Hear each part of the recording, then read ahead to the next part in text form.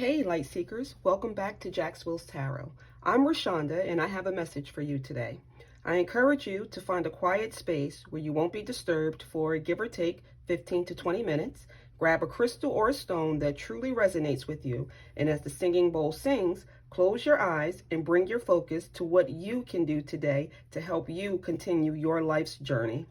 Once the singing bowl has finished its song, you can remain in the meditative state until the message is ready to be spoken, or feel free to watch the cards fall as they will.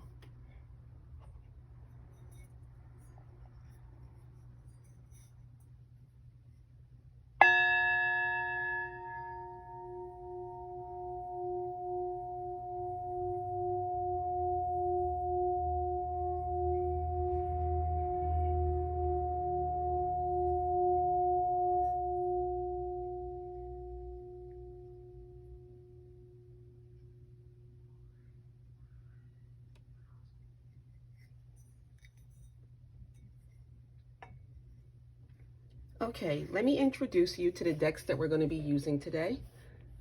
We have 2 oracle decks, 1 tarot deck, and 1 Confucius Goddess deck. I will be pulling 1 card each from each oracle deck, 4 cards from the tarot deck, and 1 card from the Confucius Goddess deck.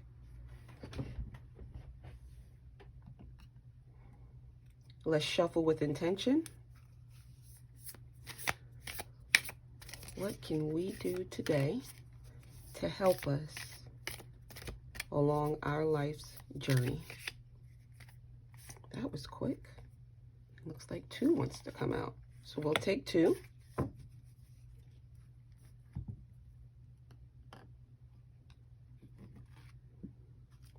What can we do today to help ourselves along our life's journey?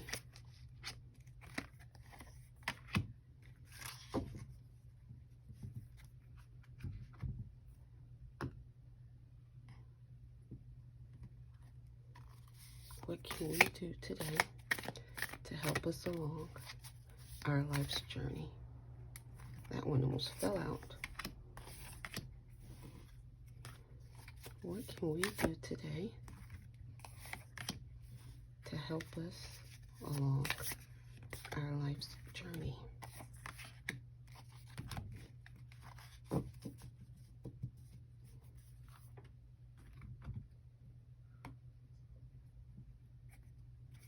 What can we do today to help us along our life's journey?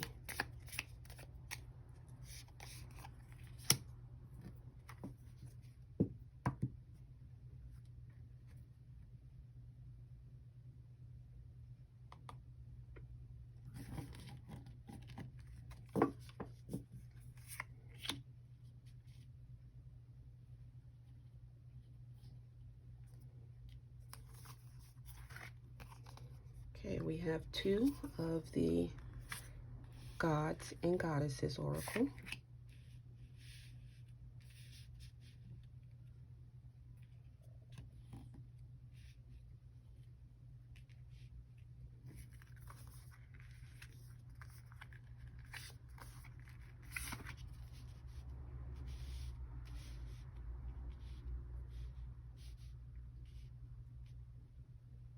Okay, we're all set.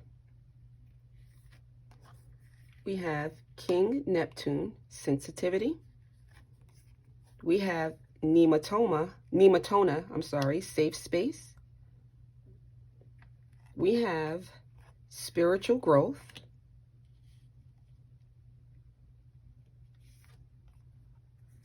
The 9 of Swords. The 10 of Cups. The 10 of Swords, and the Hermit. Give me a minute, please, as I read the cards.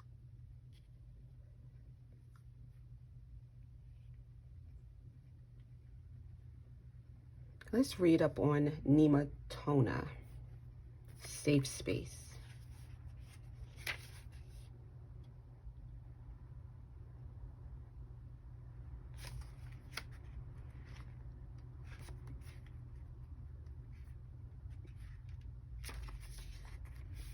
Nematona. Create a refuge for your spirit. Protect your boundaries. Wow, that popped right out with spiritual growth. Nematoma. I get tongue-tied a lot. Nematona, Lady of the Sacred Grove, was worshipped by the Nemetes, a Germanic Celtic people of the 1st century BCE. Her name derives from the Celtic word nemato, meaning sacred area or sanctuary. This magical feminine guide watches over the sacred groves that are central to Druidic spiritual practices. To the Celts, a nematone was a holy, wooded enclosure where Druid rites took place. In modern Druidry, nematone also means a personal boundary of inner safe space. Goddess Nematona cultivates the spirit of home and sanctuary, both in our surrounding and deep within us. Places where hawthorn bushes and ash and oak trees grow together are especially sacred to her. Become quiet and listen, for Nematona is leading you into her sacred grove. Nematona is leading us into a path of spiritual growth. You know what? I want to do King Neptune too, because I know he ties in heavily, more so than just the keyword of sensitivity. There's a deeper meaning to why he's showing up in this reading. Let's find out. King Neptune.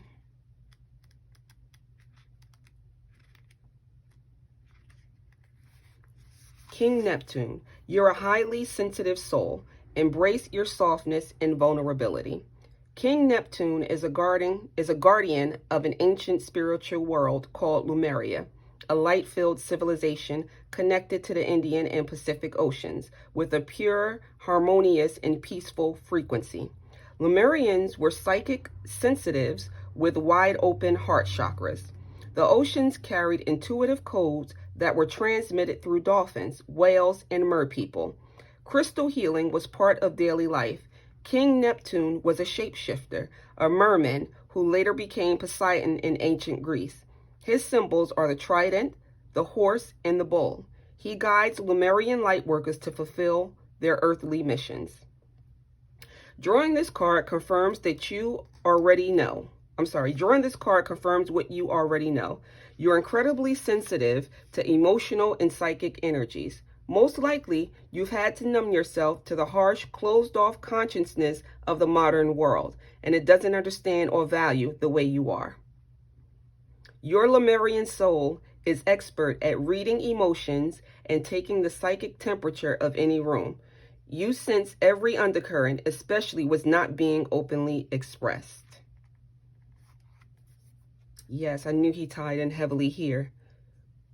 Because of your nature of being highly intuitive and able to tap into that psychic nature within you, it's going to take you on a path of spiritual growth so that you can create your safe space. Since there isn't a safe space particularly, did I say that right? I don't even know. In the world for people that are highly intuitive and very psychic, Nematona is stepping in to help King Neptune create a safe space for spiritual growth. And the reason why I say that is because down here in the tarot spread, swords is being represented very, very heavily. And because it's on the higher end of the swords, the suit of swords, meaning the 9 of swords and the 10 of swords, that means it's an over excess of that energy. And swords in the tarot represents thought and mental energy. So it's an overabundance of that energy showing here. And as you can see, this person looks like they're in mental anguish. Like there's so much going on in their head. They just want clarity. It's keeping them awake at night. They are not functioning well during the day, during your normal activities. But right above his head, is divinity. The three portraits here, the one in the middle is an angel that's right over his head, that's looming over him to help him through this worried feeling, this sense of things are not going to work out. It's just too much going on, and it feels like my mind is about to explode. Divinity is stepping in to help sort through all this mental chaos that's going on here. And once you come out of this energy, you're going to step right into the Ten of Swords. Now you see how they're at the foot of the bed and he's in mental anguish here. When you emerge from the Nine of Swords into the Ten of Swords, he's mentally balancing the swords around him as a barrier with time in his hands, meaning time is relative. He has now graduated from feeling like there's no way out, like there's no way to bring any sort of mental clarity into his life. He emerges from that energy because of divine assistance. As you can see, it's all over the reading. Because of divine assistance, he's going to emerge. You're going to emerge into this energy where your mental swords, the mental anguish that you were carrying is now going to become your ally versus your enemy. Because as you can see, he's balancing them. And to me, once the swords are in order, in balance, they represent your truth. So now he's walking and balancing his truth around him in this spiritual element. As you can see, he has the wings, he has the glow now. He's emerged from this energy, which is right above his head. He doesn't know that he's going here. He doesn't know. He just thinks that it's, someone or a spiritual guide or some sort of spiritual guidance that's helping him through this process. He doesn't know that he is soon to become the spiritual guide, as you can see, as he emerges here into the Ten of Swords. So it's going to be, you're going to come out of this energy. It's going to be an ending. There's definitely spiritual growth involved, and that spiritual growth will create a safe space for your intuitive abilities. So when you come out of this this Nine of Air energy going into the Ten of Swords, it's going to be freedom. You're going to feel relieved. You're going to feel like it's been a weight has been lifted off your shoulders, and you're going to walk right into, as you can see, right in between these two cards, between the Nine of Swords and the Ten of Swords, is the Ten of Cups. Now, cups in the suit of tarot represents abundance, fertility, inspiration, imagination, things that you can manifest materially. As you can see here, there's a family. There's a family sitting on top of a hill with a rainbow of golden cups over their head, which is representative of blessings, whether that's internally or externally. You're going to be blessed once you emerge from this energy and you come out in a sense of freedom. Now you're going to have blessings to follow. So spiritual growth, as you can see right under spiritual growth, the Hermit card lands right under spiritual growth. And these two cards definitely go hand in hand, because this is introspection. This is when you go within and you tap into that intuitive and that psychic nature that you have within you. You go within and you have your light as you look around for intuitively for your truth and for your wisdom.